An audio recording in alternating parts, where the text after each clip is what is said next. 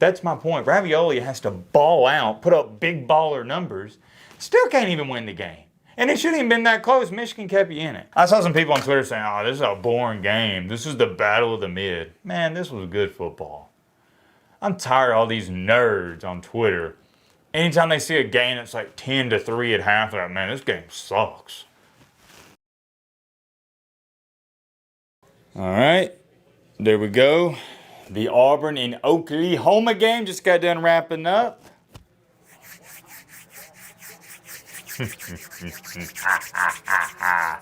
Let me shut this door.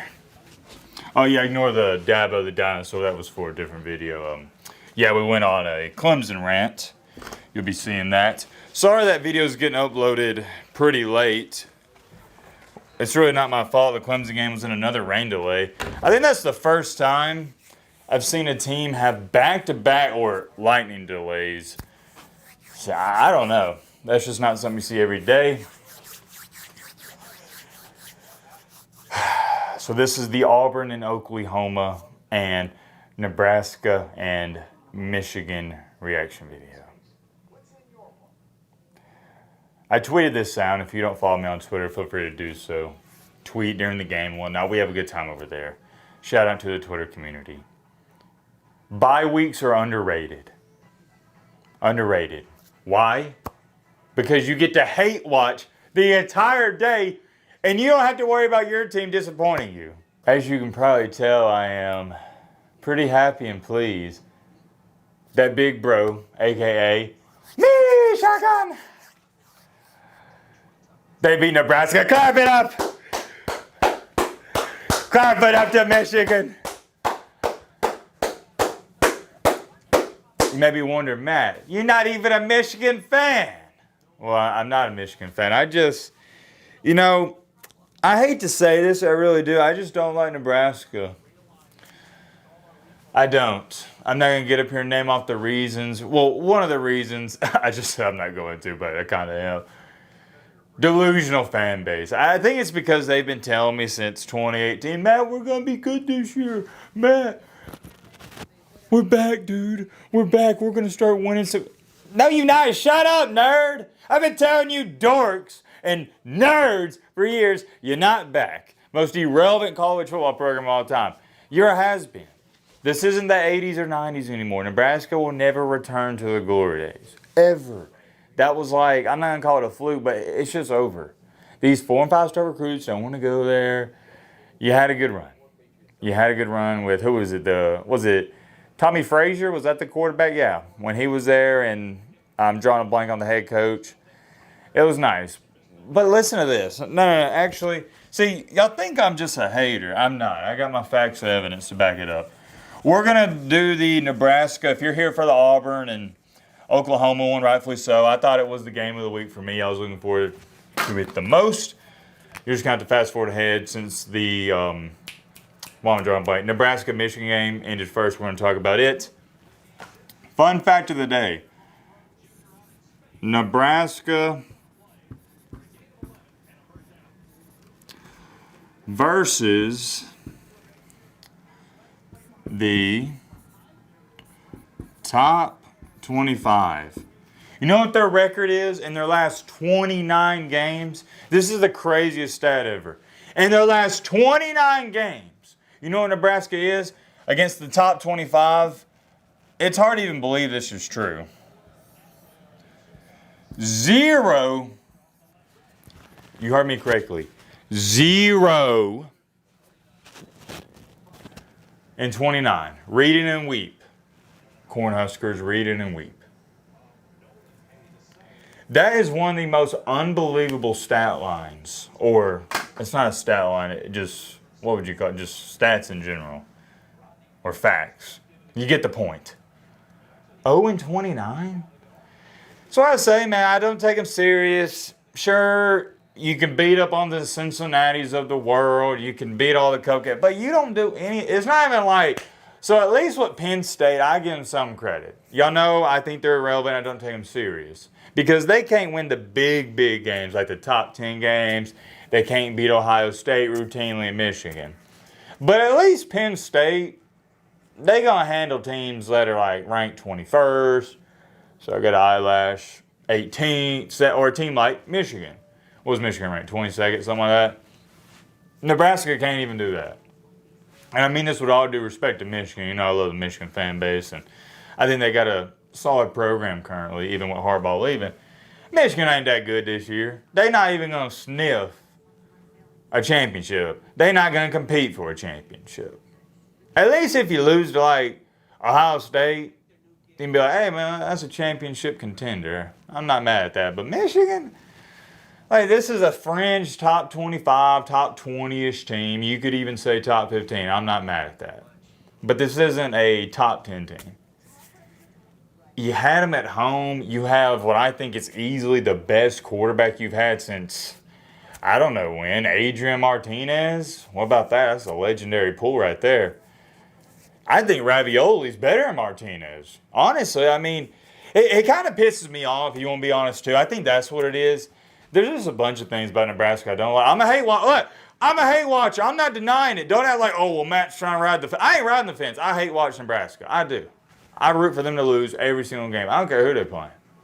I don't care. Unless it's Ohio State. Then I like to see me a nice little upset. But nah, I'm a hate watcher for Nebraska. The Ravioli dude, he pisses me off. I'm sure he's a nice young man. It's not anything personal. I just can't get it. Dude, be yourself. He tries to act identical to Patrick. The mannerism, like when he sends a guy in motion, he does the whole little, like, you know, Mahomes does that. It's his pre-game routine where he's like jumping up and down. If you're on Twitter, you've seen the clips. It's like comparing them. They're identical. The warm-up routine. I don't really mind like the sidearm. Like, that's just a good way to throw the ball. I'm talking about the little stuff like the jet motion and all that. Be yourself, man. Be yourself. So he kind of, you know, rubs me the wrong way. But he is an outstanding talent.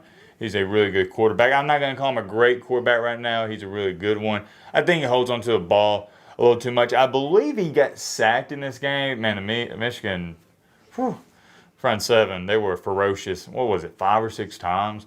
That was a difference maker. Who was the best quarterback in this game? No doubt about it. No doubt.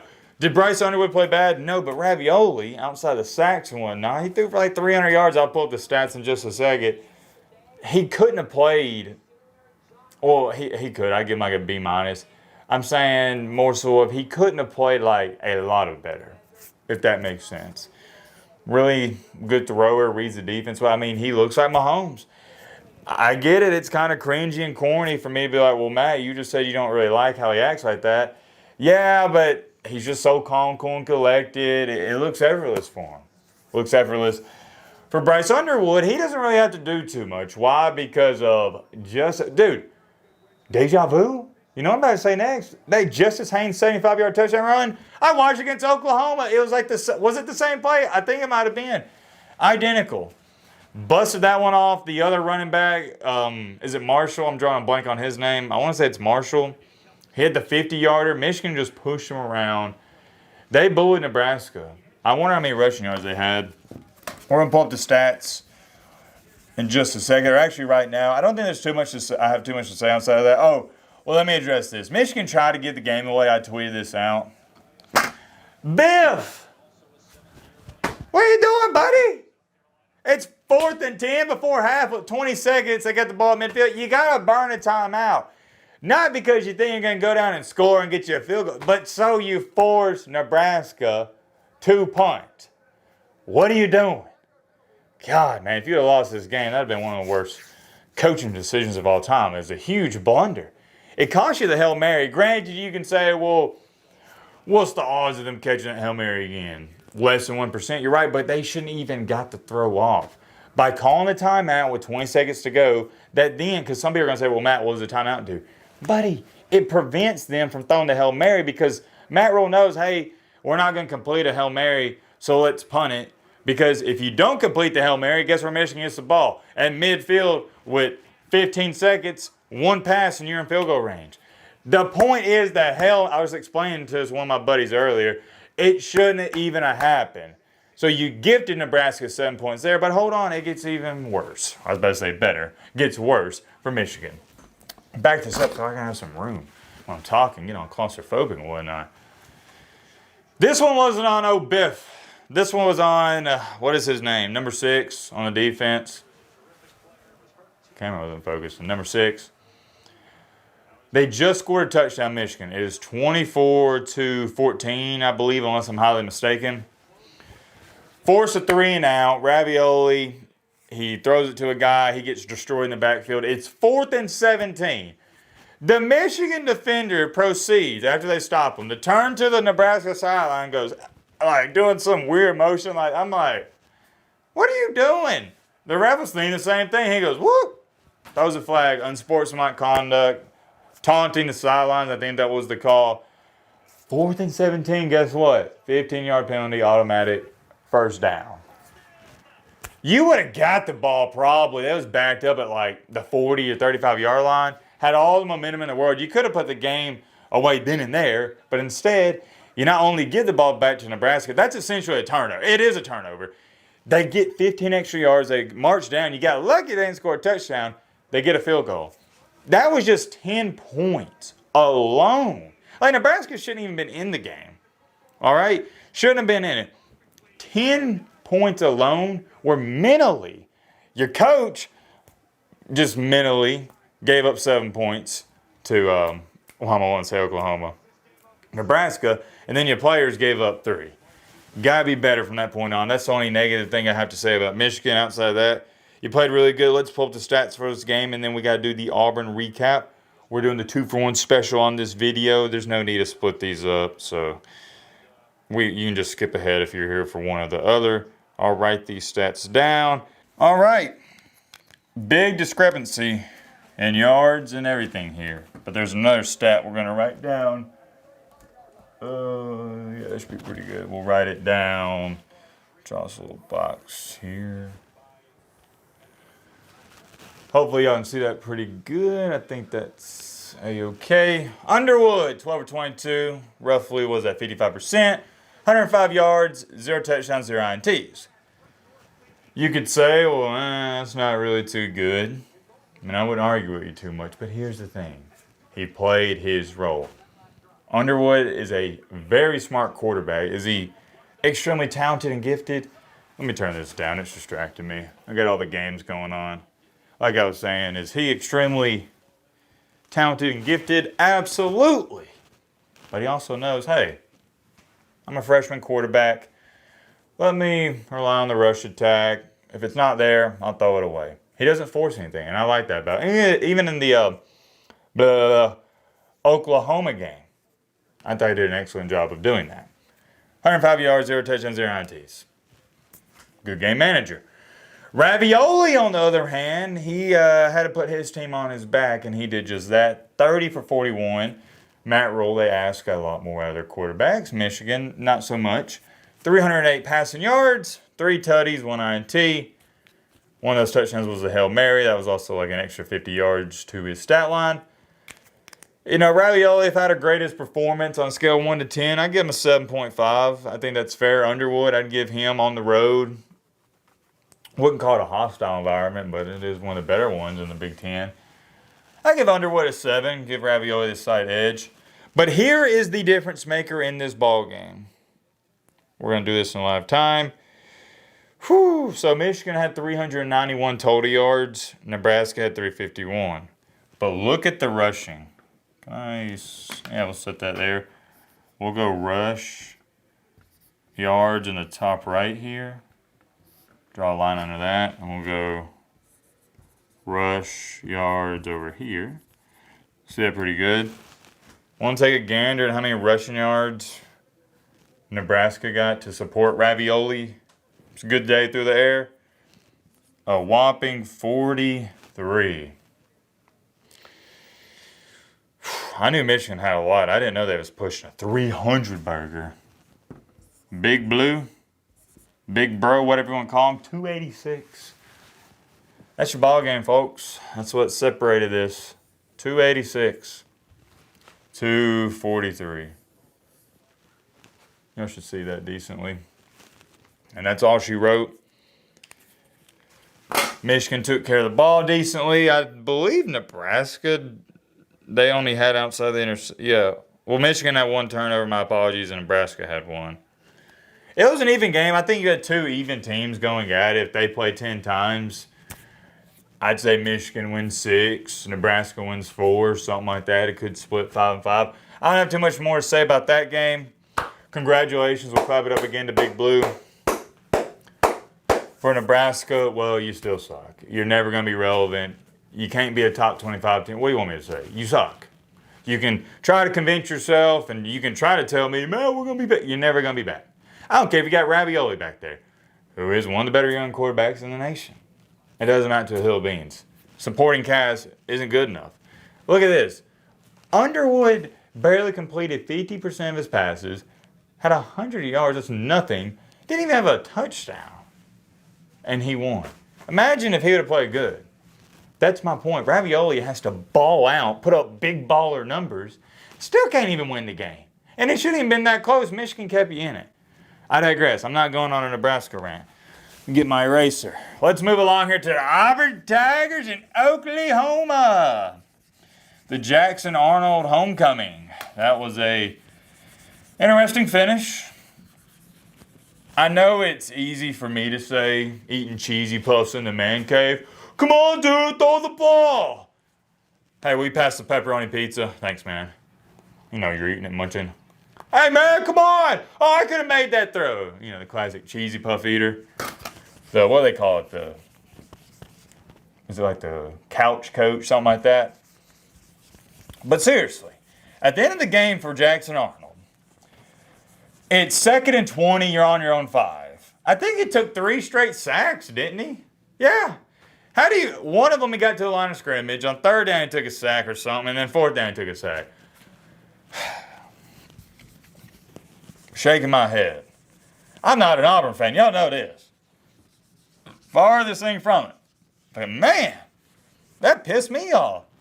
Just throw it up to Cam Coleman. He's like a combination of Julio Jones and Calvin Ridley and Jeremiah Smith, Ryan Wood, whoever, Megatron. Just throw one up because we saw it all game long. They can't cover him. Even if it's a 50-50 ball, there could be 3 guys on him. He's going to have a good chance of, number 1, catching it, but number 2, getting a PI. That way he can get out of the back of your end zone and get some momentum. Just throw it up.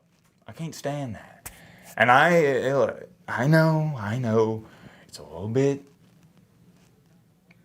easier said than done when you got an offensive line that is like the 1-ply toilet paper I had back in middle school. You know how the middle schools and high school, they don't give you good toilet paper. That was, unfortunately for Jackson Arnold, his offensive line. Listen to this.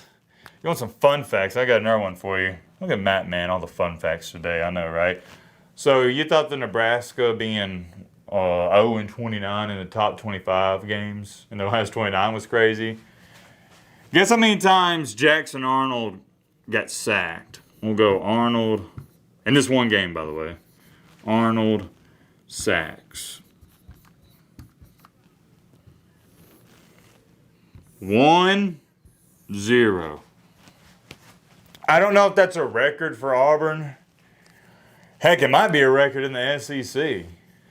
Might be a record for a top 25 matchup. Is that an Oklahoma record? Can somebody let me know in the comments? I don't know. 10 times? I haven't had time to look it up. 10 sacks in one game? Let me double check. That even sounds ridiculous saying it out loud. That's a lot of sacks. Like, I thought Ravioli got hit a bunch.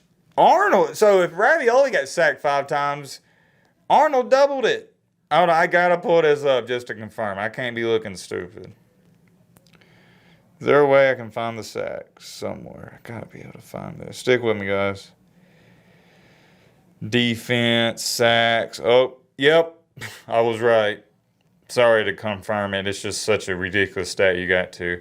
Jackson had 2.5. Lewis had a half of 1. And then a bunch of players had 1. Thomas had 2 for Oklahoma. 10 total sacks. I assume Jackson Arnold probably had negative rushing yards with it. Yeah. So Arnold, in college football, I hate how we do this. Sacks count against your rushing yards. So he had 21 carries. Really, he only had 11. But counting the sacks, he had 21 carries for negative 11 rushing yards. If you'd have shown me that before the game, I said, yeah, Auburn lost by 45. They only lost by 7. They stayed in it. Offensive line, not very good. Arnold himself, he actually impressed me. Outside of that pick six he almost threw at the beginning of the game, I thought he played solid. Ran the ball decently at times when they needed him to. Heck, he gave him the lead with like 6 minutes to go in the game, 17-16. That was a great drive. Had some decent throws there. Cam Coleman, clap it up to him, one of the best wide receivers in the nation. He doesn't get enough love and respect because Auburn's irrelevant. If he were on like an Alabama, a Texas, Ohio State, they'd be talking about Cam Coleman like they talk about Ryan Williams and Jeremiah Smith. Sadly, that's just not the case. You got to be on a really good team and a playoff contender for the mass media to show you respect. Look, you could tell me, Matt, I think he's better than Ryan Williams. I'd say, okay, and I ain't going to argue with you. He's just as gifted. They're like the big three to me in college football. Jeremiah Smith, Ryan Williams, Cam Coleman. The big three. Cam Coleman he's a stud. He reminds me so much of Julio Jones. He's just built like him. Jeremiah Smith don't really remind me of Julio. Not too sure who I would compare him to. But Cam Coleman's built, dude. He is a tank. I wonder how many catches he had. We'll pull this up while we're talking about it. Or yards he had. Yeah, 3 balls, 88 yards. So I said in the preview, there's no excuse for him to have less than 7 catches. Well, you had 3. I'm a firm believer in when you're in a big-time game, you got to get your big-time players the ball. If it was like South Alabama and he has a couple catches but you win by 40, I get it because you're beating the crap out of him. But, man, I know you threw it to him a lot and he drew some pass interferences, but I would like to see him get 7 to 8 catches minimum per game. I'd more so like to see him get 10. You see his number right here? That's how many catches Cam Coleman needs to average per game. And here's what y'all don't understand. Well, Matt, it's hard to get it to him sometimes. There should be at least 3 to 4 plays a game where you just do the little pitch on the jet sweep to him. That's a pass. You know that jet sweep play a lot of teams run? That is a forward pass. I stated in the preview, I wish we would have seen it some. Start out the game with that jet sweep. It's a safe play. The defender can't pick it off. It's a run play, but we call it a pass. I'd like to see him get some of those, some bubble screens. Just get him the ball in open field because when he's got to run his actual routes, he's getting doubled and triple teamed. That's understandable if you can't get it to him, but man, they just got to drop some like gimmicky plays for him. I think Hugh Freeze needs to do a better job of incorporating him in the offense. We'll pull up the stats in just a second. Immediate thoughts on the game outside of what happened at the end. Just I wish Jackson Arnold would have thrown a couple up. Auburn looked pretty good. The game went how I thought. I thought Auburn gave them a run for their money.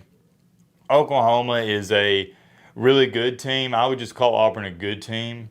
I think if they play 10 times, Oklahoma wins about 7 of those, maybe 8. Auburn wins 2 or 3. They could sneak one out. But overall, I thought the better team won. The better quarterback won. John Mateer, he did his thing. It wasn't anything too crazy, but he did what he had to do. Big drive at the end. He was good carrying the ball. Hugh Freeze was really upset because felt like Auburn couldn't get a call when it comes down to the replay booth. To start the game, it looked like they was going to have a 7-0 lead just like that. They reversed that one. And then there was, what was it at the end, a catch or something they overturned? No, they gave Oklahoma, they said it was incomplete. They reviewed it. They gave Oklahoma the catch. That one was interesting. Not really going to talk about it too much. We'd be up here for 15 minutes. I'm not really mad they called it a catch, but I do understand Hugh Freeze's frustration because he's bobbling it. But for those of you who don't understand, you don't have to maintain control if you're falling while you're catching it. They stated that receiver was catching it upright. Therefore, if you're losing it on the way to the ground, it don't matter because you caught it upright. It'd be the equivalent of me catching the ball, doing like 5 juke moves, and you hit me out of bounds and I fumble. Well, it don't matter. I caught it running a route, if that makes sense.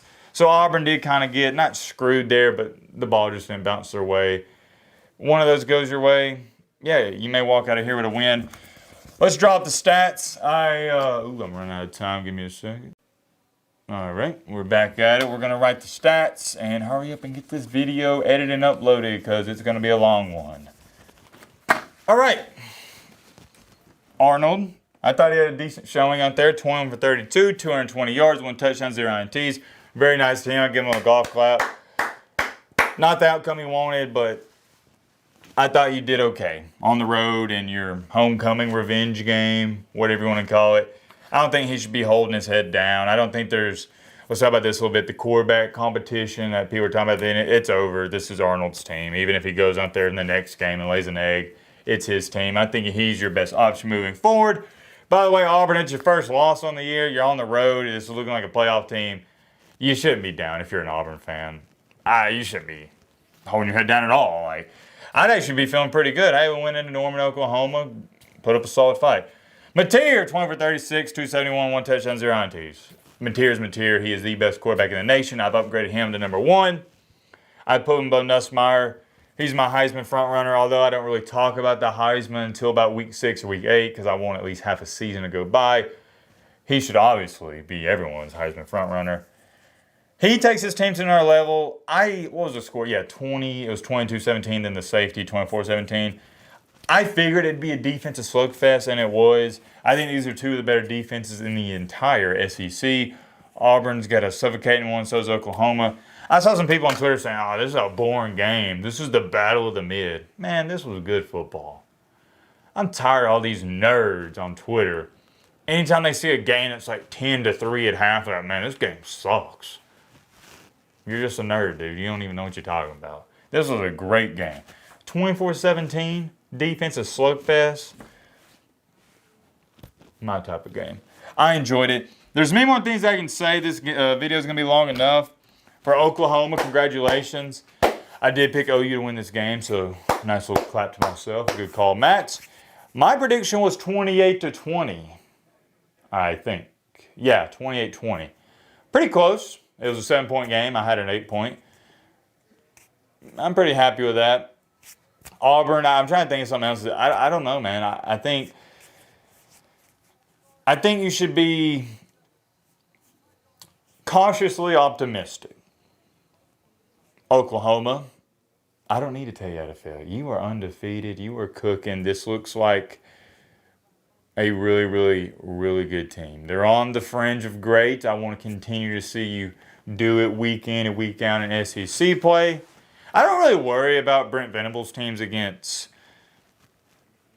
top 25 teams. I worry about them in the down weeks. Can you keep up this level of intensity when you play like a Kentucky, an Arkansas? I don't know if they do play them, but for the sake of this video, we'll see. I have not looked at Oklahoma's schedule, but that's getting too far ahead of myself. Celebrate the win. I'll see you guys later tonight. We got a bunch more football to watch. Let me know your thoughts down below. But